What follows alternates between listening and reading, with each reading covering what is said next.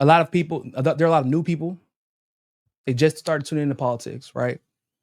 They haven't lived through the AOC, the Tulsi Gabbard, the Bernie Sanders experience, the Elizabeth Warren experience. They haven't lived through it yet. They want a chance to be hopeful, and I understand why people would be happy that this guy won. You know, he spoken out about Gaza, won the primary, and because of the demographics of New York, they're assuming he's going to win the actual general. But he's spoken out about Gaza. He has some populist plans that he says he wants to implement. Being a Muslim, being able to win in New York as a Muslim is actually pretty significant. I got to give him credit for that, right? Because it could have went the other way. Honestly, not being a Jew and winning in New York is pretty significant. Or not being like a rabbi Zionist and coming in third place even is like that's pretty significant. I ain't gonna cap. But the problem with that is usually at this point we assume it's because you were allowed to win. Right? That's what it ultimately comes down to. And I hate to sound like a pessimist. I really do. But even whenever I was on Dr. Wilmer Leon's show, I said that if AOC is endorsing him, it would be stupid to, if you're going to endorse somebody in the New York mayoral election, and everybody was expecting her to because of her being AOC and her district being in New York, everybody knew she was going to have to endorse somebody, and it won't going to be Cuomo. That man is a walking rape charge. Like, just strategically speaking, it would be dumb to endorse him. He's toxic.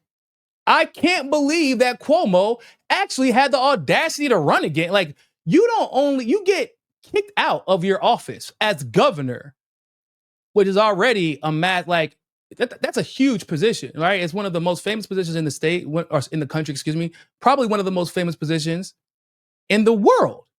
And you actually managed to decide to come up with the bright idea to run for the mayoral election in New York City, which is probably more popular. It's like one of the few positions where it's like they have technically less political power, technically speaking. But like we all know, the mayor of New York is probably more important than the governor of New York. And like, you didn't even give anybody a chance to forget that you just caught these damn charges, that you got multiple sexual assault allegations, that your brother tried to lie and hide it and cover it up. You didn't even wait. Bro, Democrats are audacious or stupid or both. Maybe it's a healthy mix of all of both of those things. Because there's no way, bro. Like, there are some people who voted in that election that I was reading, they just didn't want Andrew Cuomo to win. Because they're like, bro, like, you not about to act like you didn't just do what you did and try to run to be the mayor. Because what's crazy about that is Mamdani was accused of such things, being a Muslim. They would label him a predator. Every question that he received would be about the alleged predatory behavior that he produced because of the color of his skin, because of the fact that he's a Muslim. I mean, like, we're going to get into into how everybody is treating this situation, but like the way the conservatives are reacting, bro, is absolutely fucking nuts. Like, they're like, oh man, he wants to implement Sharia law, and like Kim Iverson posted a picture of his girlfriend, which I'm gonna pull up a little bit, and I laugh. He's like, yeah, man, he's gonna force all New Yorkers to cover up like his girlfriend's covered up, and his girlfriend's like posing and like half naked, like just I guess like most Americans when they post for Instagram. Like, dude was like a rapper at one point, dog. I doubt Sharia law is coming to New York. If anything, shit, to some degree, Sharia law was there whenever Giuliani was was mayor, excuse me. What was stopping and frisking, and it was getting crazy out there. You just stop people, just whatever. Like, you worry about him.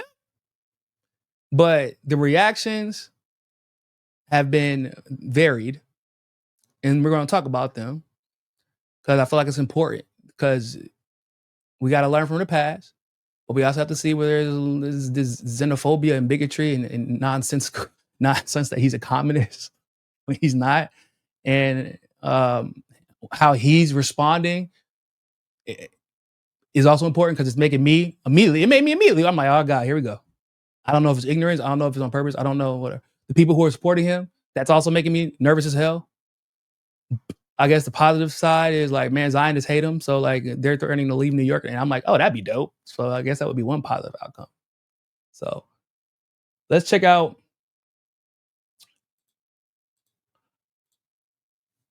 this, for example. Oops.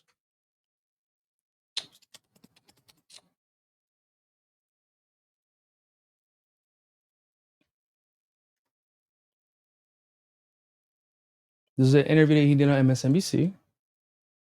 And I'm like, okay, my dog, this is not really a good look. It's just not a good look. We're going we need to address this.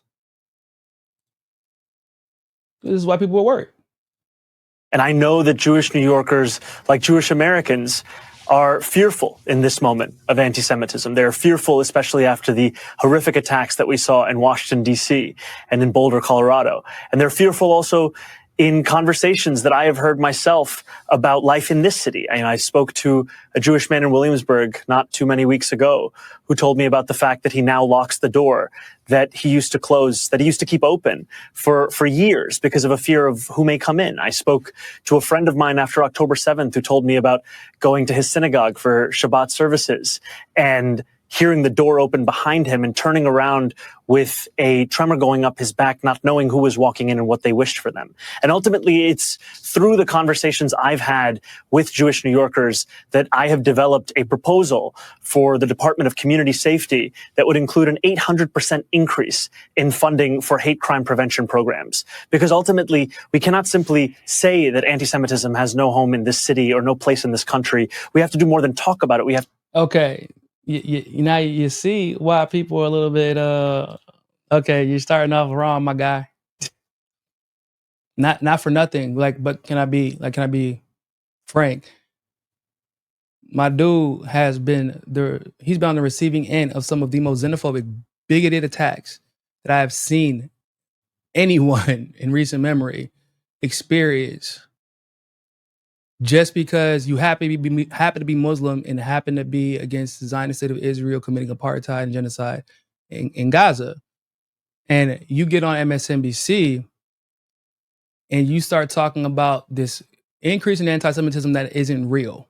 It is not real. If you look at the examples, the genuine examples that are other than these anecdotal examples that people put out there that aren't true, like the genuine examples of the rise of anti-Semitism are like just false reports that aren't verified, and they're coming from the ADL. Who here values the opinion or credibility of the ADL? Nobody. Exactly. Okay. And your response to that, not saying that you have to like deny anti-Semitism exists, like you don't have to go through do all that, but you're like, I'm going to give more money and feed into this idea that Zionists need more protection than everybody else, as if people aren't literally threatening you and saying that you're about to implement Sharia law and hitting you with every single stereotype imaginable. And they're not even really in the mainstream, to a large degree, isn't even challenging them on this, on the sinister ways, the bigoted way that they're attacking you personally. And but you feed into this idea that Jewish people are under unique threat, that Zionists are uniquely under threat in New York, when it's simply not the case. Not for nothing, but outside of Hasidic Jews, you're not going to walk down the street and know exactly who the hell is a Zionist. Like, I can't just look at some random guy on Wall Street and be like, oh, that guy's a Zionist. Time to go to work. Bop, bop, bop. Like, no. It doesn't make any sense. It doesn't make any sense. But when you talk about putting money into a hate, like, bro, you use Zionist struggle is a quote. Those are air quotes because you're not looking at me. Those are air quotes. Zionist struggle, quote unquote, to justify an increase in its funding for anti-hate crime unit. Okay, so what about everybody else? Because you do know racism has been a thing and probably will be a thing before October 7th, after October 7th. Hell, even in Israel's own country, let's be honest. Like there is xenophobia. There are structural and systemic racial issues in New York, principally with how the NYPD treats certain ethnic groups or economic groups. And you're like, let's dedicate more money to Zionism and protecting Zionism, invalidating Zionism and their false claims of victimhood. Cool, you didn't run being a Zionist, but the moment you won, you immediately caved. The moment you won, you immediately caved. You're justifying giving all this money to a Zionist cause. But let's just, for example, say as a black man, I don't give a, like that shit it's not real. And also, where is that energy for the suffering of black people in New York? Because they're getting removed from their homes. They're getting gentrified. Anybody who's been like to the obviously we know about Brooklyn. Hell, we definitely know about Williamsburg. But to the Bronx, been to Harlem and seeing what's happening there. The way blacks and Latinos are getting gentrified and getting kicked out of their communities and being forced to move to New Jersey, still working in New York, but being like their entire family being forced to move to New Jersey just for them to survive economically. And it's because of these businesses. Like, you ain't gonna talk about that. We know how the NYPD treats people of color. You ain't gonna talk about that. Oh, it's hate crimes are important to stop now because Zionists are claiming that they're experiencing more than others. Sorry, bro. That's that's not a good sign. I'm just saying. And people are like, well, why are they being so hard? Why are they being so pessimistic? At least Cuomo? Yeah. So y'all want another AOC? We y'all forgot how that turned out? Eric Huzo, Trump's strength through cucking, making America safe. Chima Madu, thank you very much for the super chat.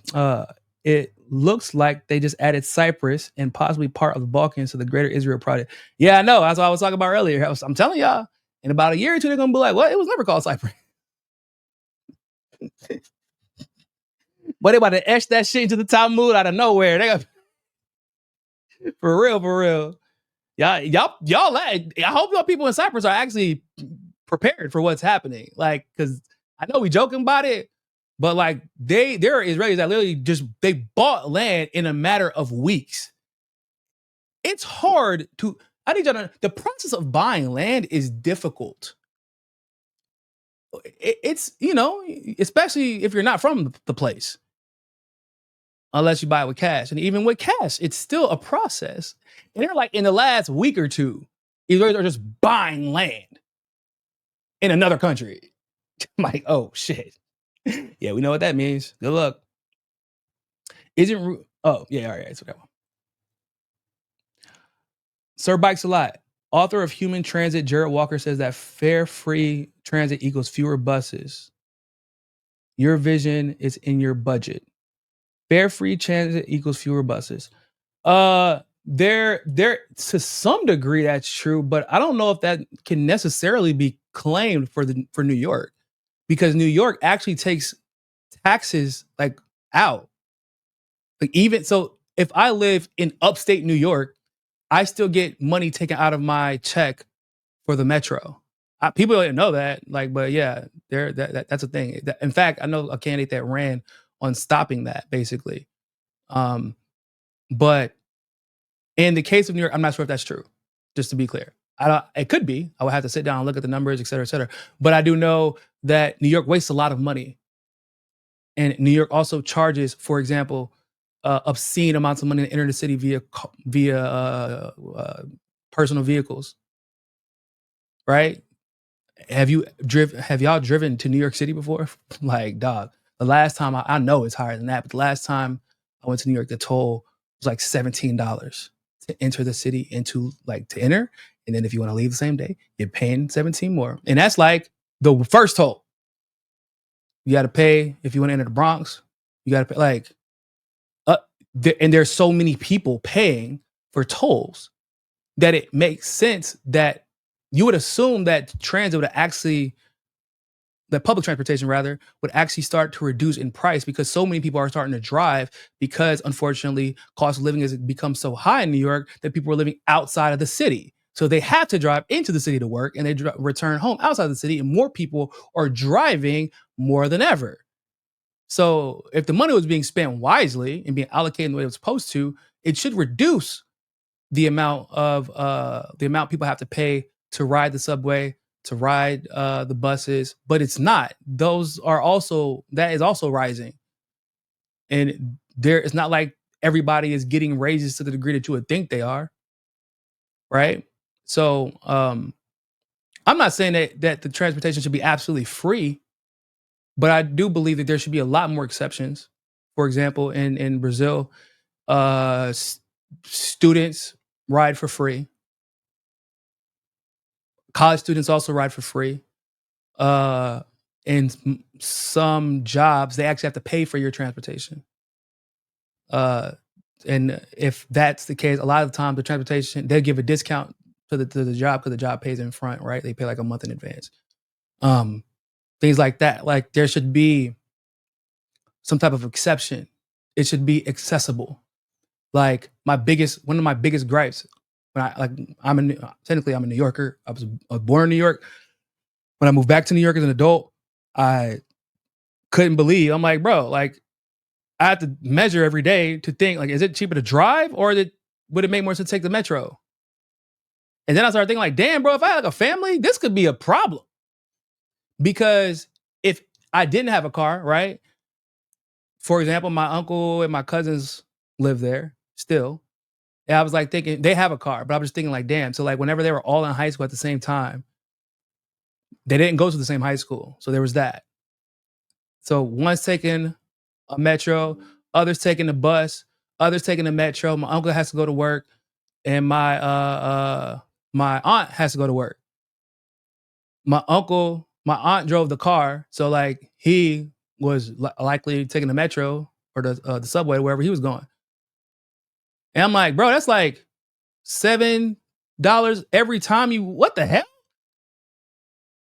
So like, it's cheaper at that, but they made the decision to buy a car because it was literally cheaper. Now, because you have to consider the parking, all that stuff. It's actually more expensive in New York, even insurance. But literally, because they have actually a family, it was too expensive for them to pay for everyone to take public transportation every day to go do whatever they have to do and return home.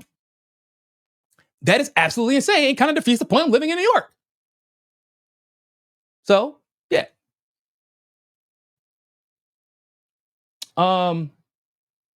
Anyway, back to Mamdani.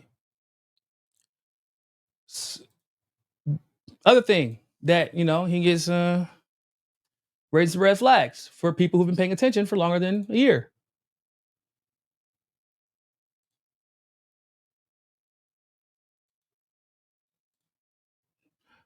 Alexandria Ocasio-Cortez endorses Zohran Mamdani as top choice for mayor. Y'all remember this? Alexandria Ocasio-Cortez is a once-in-a-generation leader who has led the fight for working-class people in Congress. That's not true. 2018, she shocked the world and transformed our politics. Shocked the world, yeah, transformed our politics. Not in a way that was beneficial. She transformed our politics into being more superficial and less effective than ever before. On June 24th, with AOC's support and this movement behind us, we will do the same. Yeah, see, doing the same as AOC is not inspiring confidence because she has been a net negative. At best, she's been zero, right? But at worst, if we're being honest, she's been a net negative on the movement. She's caused divisions and fissions within the movement that have damn near been unreparable because people kept saying that we were being too hard on her by expecting her to follow through on her fucking promises. And I don't know, not lie about Jill Stein, the Green Party, after she steals their platform and to win an election. Like, you know, basic things like that we were requesting of her. Maybe not endorse the man who sexually assaulted Tara Reid. Maybe not do that. Maybe not lie and tell everybody that Kamala Harris was working tirelessly to prevent a genocide.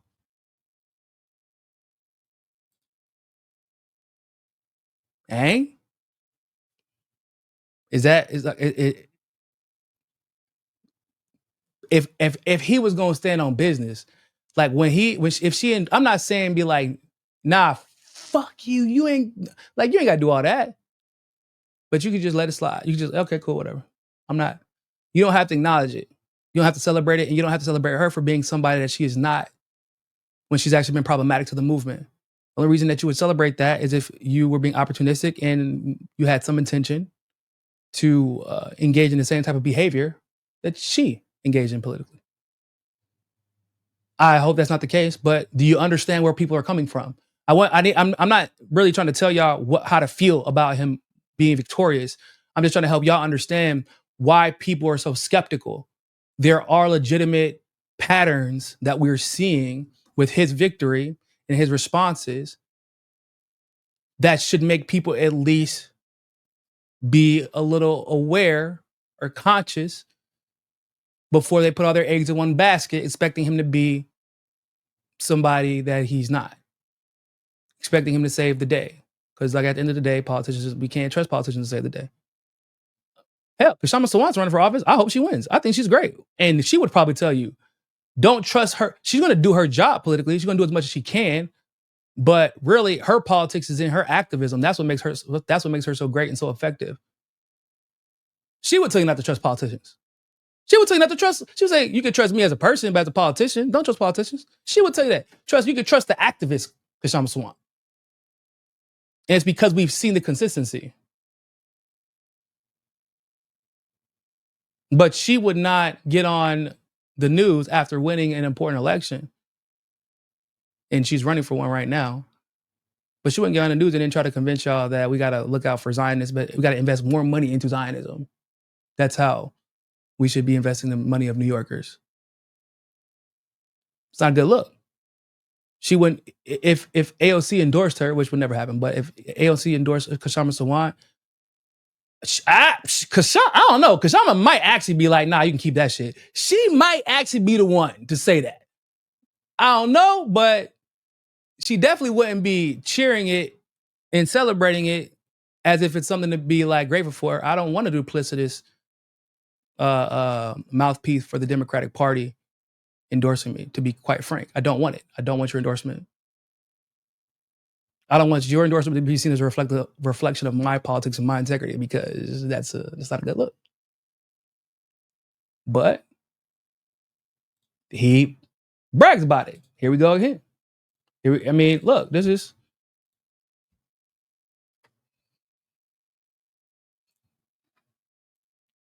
Come on, y'all. Elizabeth Warren endorses him. Now, granted, she was late to the party. It's the most Elizabeth Warren ass endorsement ever, right? Because of course Elizabeth Warren would endorse like a puppet, like a progressive, a neo-progressive puppet. I'm not saying that's what he is, but I'm saying that's what she would do. And then of course she would do it like the day after he won and is guaranteed to be victorious basically in this mayoral election. So like it's the most Elizabeth Warren ass shit ever. Like, but the way he responds to it, this means a great deal to me, Elizabeth Warren. Thank you for your leadership, your fight for working families, and your support. Like, nah, she's a snake. We all remember.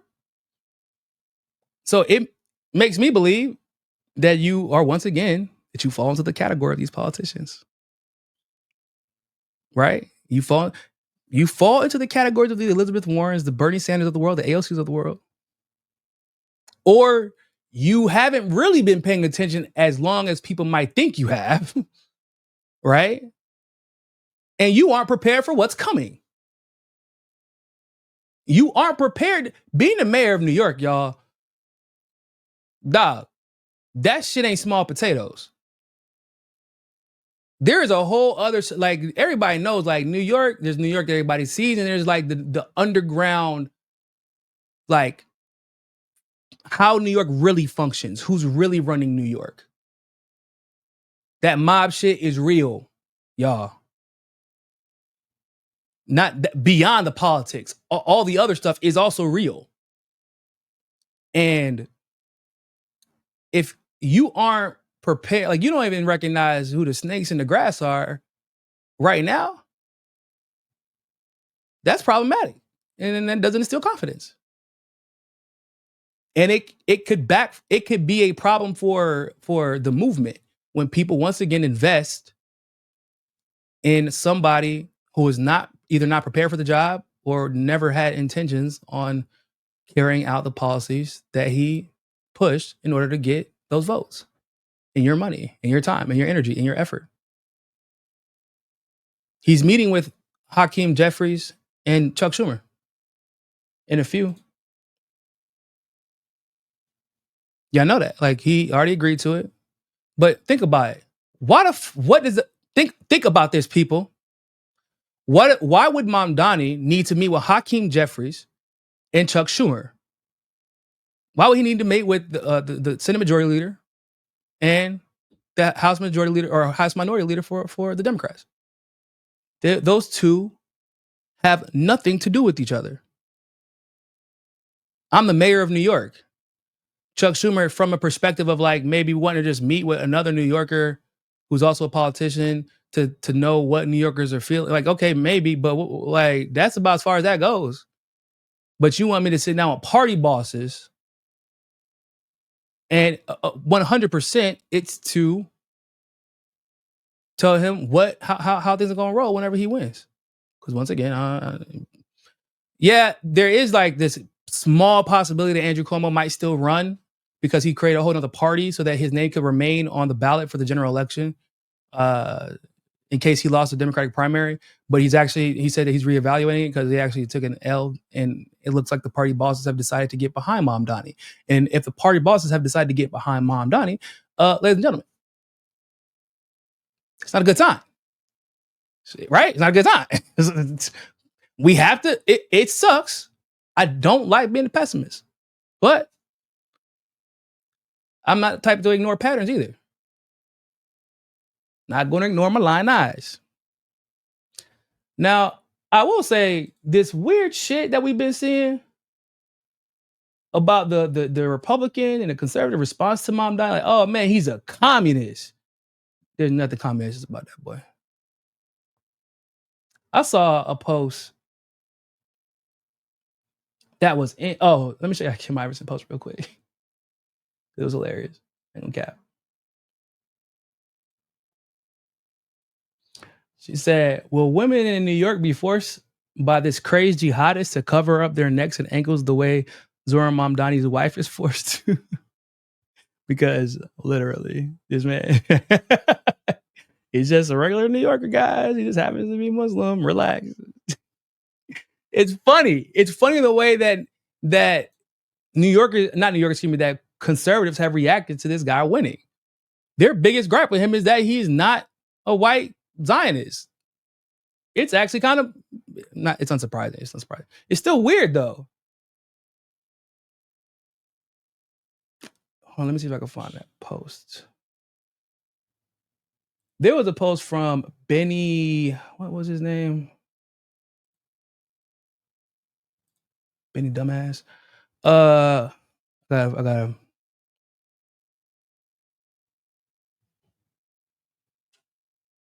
Hold on. Benny, what is his name? Oh, first of all, before we go to that one, this is from Blair White. This is in response to him winning, obviously. I know Blair White, the edgy trans girl who spent all her time raging against trans people as a conservative. Like, that was her whole shtick, but the shtick doesn't work anymore because, like, nobody cares. She's like, being Islamophobic is a basic survival skill. And I'm like, We have a Christian president and a Jewish prime minister who just tried to eliminate a Muslim country. Let me pull it up. Yeah, I can see it. You really want to have this they just tried to eliminate a Muslim country for existing. You really want to have this convo? We get it. Being the edgy trans isn't getting you attention anymore. Maybe practice some self-awareness before opening your talk hole. Yeah. Like being Islamophobic. Seriously, y'all? Did we not just... It's crazy. Like, it's like, do you ever feel sometimes like we're living in two different worlds than other people? Because I'm like, hold up. You think that Muslims are the problem? The same Muslim that literally gave you a warning before they attacked the base in Qatar. They give you warnings so that you could save your people. Meanwhile, these psychopaths that claim to be Jewish are out here just ringing off fucking missiles at anyone and everybody. And even with Assad, they couldn't even use the excuse. It's like Muslims are the threat because they're mad at Assad for having a secular government. The relationships that they maintain, the allyships that they maintain with the countries in that region are with the most extreme, I won't call them extremists, but the most conservative, if you will. Like they're basically dictatorships and monarchies that they do believe in Sharia law, and they are the most conservative. And no one has a problem with it. And they're not attacking them. Like Israel isn't, and the United States isn't, is what I mean. So like, but y'all want to keep talking about how Muslims are barbaric and are the problem. Like, once again, that shit strikes a chord with me because I know what that feels like as a black man to be painted as a predator merely based off of propaganda because you are trying to distract from the fact that you are the fucking animal, actually. There is a pattern that has emerged, and it is not the pattern that you are presenting to the people. It is this extreme Christian Zionism, whatever you want to call it, or people hiding behind Christianity, hiding behind Jesus' name, and painting everybody else as a predator to justify that they're raging this crusade in the name of Jesus, in the name of decency and dignity. And like, nah, bro, like y'all are fucking psychopaths. Stop saying Jesus' name. He don't want nothing to do with y'all.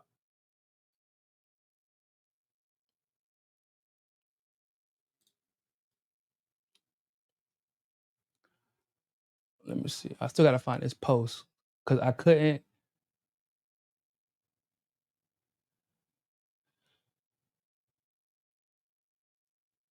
Benny Johnson, that's his name.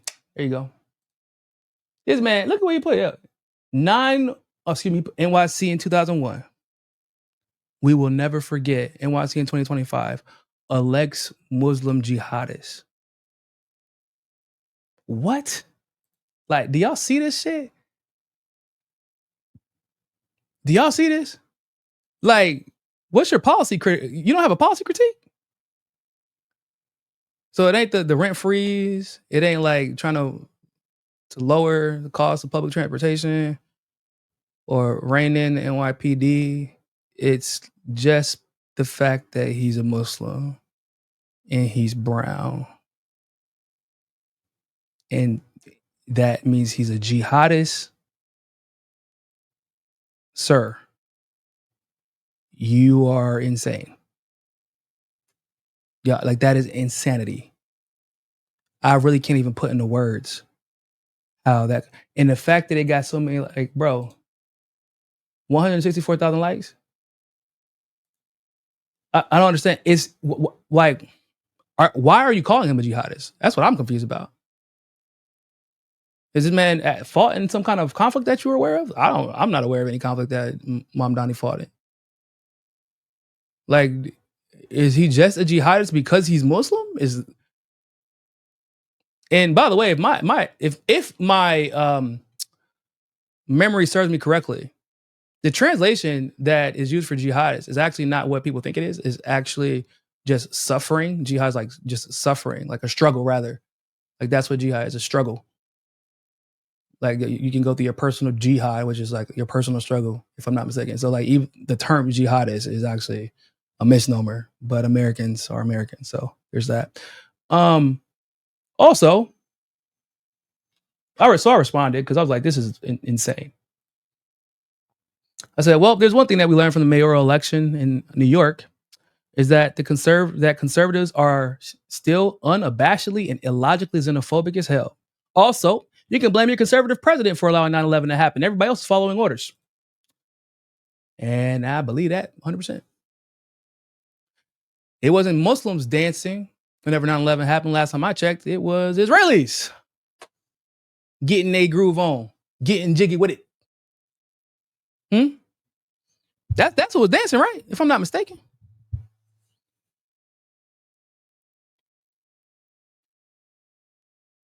Are you kidding me, bro? Like, I can't believe. I mean, it's America. Everybody's free to say whatever the hell they want to say, but like, there is no this. Okay, so this goes back to what I was before we get up out of here. This goes back to what I was saying about why I feel like it was so important. It is so important to get 1 million subs. That's why I've been so focused on it recently because of this type of shit. Because it got Benny Johnson. I don't know how many subs he got, but it's too fucking much. Like it's comparable to like Jimmy Dore or George Galloway or that type of like. No, there's no reason why this man should have like more influence than like Sabby or Nick, myself or David. Like, there's no way he shouldn't even be in the same stratosphere of influence, but he is, because we can talk about the ignorance of fans of his.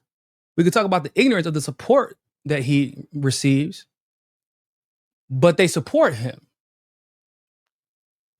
So his ignorance is allowed to permeate throughout society because regardless of how shitty his views are, how nonsensical his views are, xenophobic, how bigoted, regardless of the fact that he's steering his audience down the wrong path and having them focus on the wrong thing, and it's probably on purpose, that his audience, regardless of the fact that his audience is counterproductive, guess what? His audience still supports him. So that influence will remain. And at the end of the day, anybody that I've ever had beef with, like criticize, like that I've had criticisms of in the media, even though I don't really go around starting beef, but when I've had some, my biggest criticism really of everything or above everything and anything else is like, their rhetoric has ripple effects that I've seen. Maybe people weren't paying attention to how it went down, but like, for example, whenever I always point to the moment where TYT endorsed Hillary in 2016, and that the impact of that, because these people built up a massive audience because of the Bernie campaign, right? And to some degree, I could give them some credit. People actually ended up getting into independent journalism because of TYT. Right? That's not why I got into it. I kind of got like bullied into it by you guys a while back. I was doing reporting on the DNC fraud laws, and everybody was like, "What do you think about this?" And I was like, "Okay, I guess I can give my opinion about it." And then it was like, "What do you think about this though?" And then next thing you know, I had a radio show. I was like, "Okay, well, here I am." But no, in all seriousness, what happened in 2016, I never forgot, because I remember the unity, and then I remember how easily fractured the movement became and how hard that was to navigate, because people were trying to pick sides. But whereas if everybody was like, we got to call this election fraud, and really nothing else is as important as acknowledging the reality of what we just experienced and ensuring that doesn't happen again, and also making sure that we do not reward fucking warmongers just because you're afraid of the potential warmonger on the other side. I thought that was common sense, but I did not realize how much money the Democratic Party's power, this internal power struggle within the independent media community, was influencing people. I had that because I was still new to the scene, but like, I will never forget the fracture that TYT caused when they endorsed Hillary, because I saw people who otherwise would have acted in a principled manner with integrity would have challenged the establishment, they endorsed Hillary. And then they started working backwards from their conclusion. And that's all they would talk about. And then they attacked anyone who disagreed with them. Why? Not because they genuinely disagree with us, but because we were exposing the inconsistencies in their logic, in their politics, in their ideology, their espoused ideology, their claimed ideology, and they didn't like it because they felt like it was an attempt to comfort their territory. And what we were doing was just giving the news, breaking down the truth as it is rather than what we want it to be. But that fracture caused a problem. And then there have been ripple effects ever since then that have led to where we're at now. There have been some positive outcomes, right? But there have also been some people who had to bow out of the game because no matter how loud they were screaming the truth, the duplicitous bad actors and opportunists were getting a louder microphone, and these people weren't able to sustain themselves. And we lost them. Not literally, physically, but we lost great voices because of that. My little homie Sophia, I remember that was young.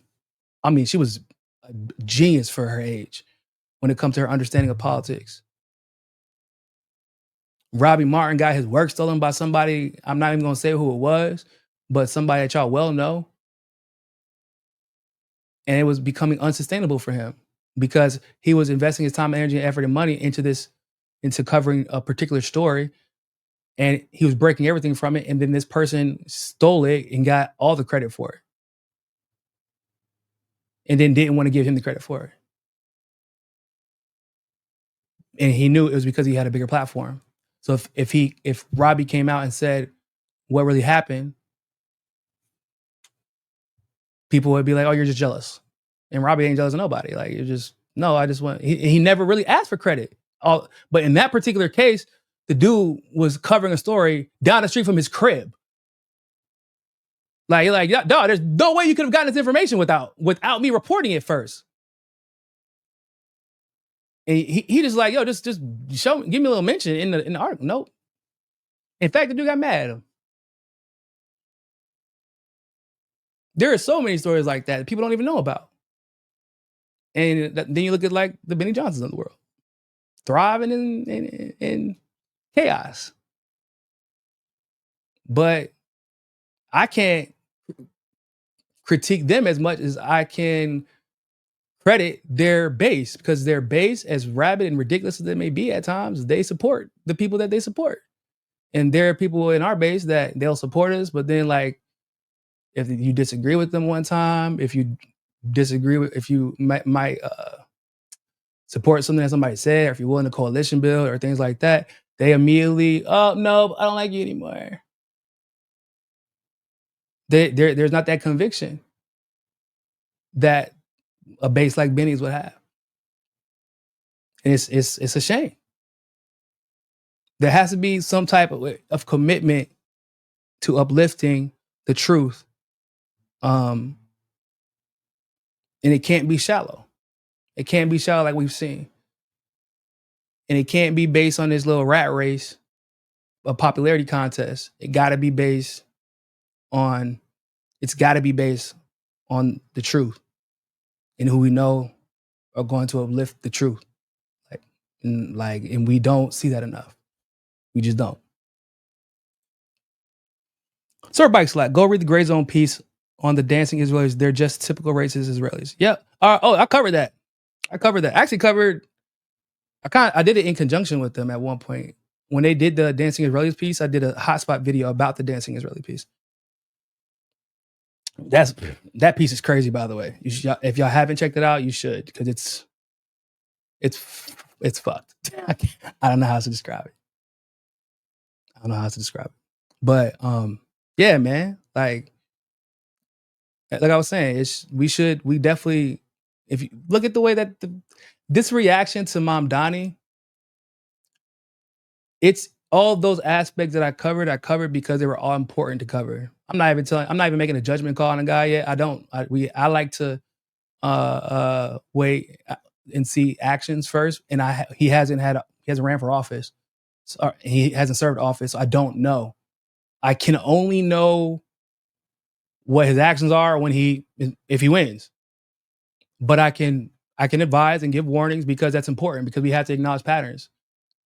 And also we can acknowledge the xenophobia that's being spewed out there by conservatives, because that's also important.